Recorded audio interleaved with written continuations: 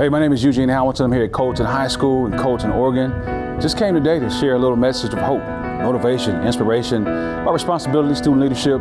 Wonderful group of kids here, ending the school year strong, and I'm glad to be a part of the next level. How does it feel to be bullied? Anybody?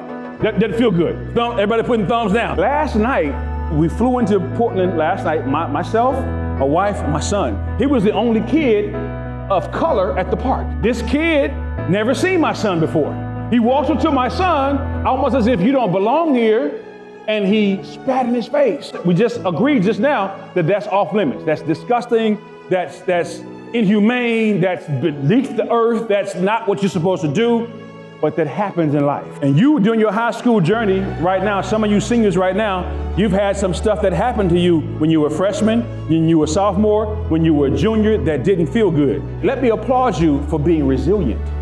Thank you for pushing through, because when you finish school here at Colton High School, guess what? The real world is not just gonna spit on you. The real world got some loogies for you. While you're in high school, I want you to take mental notes of what it really means to push through.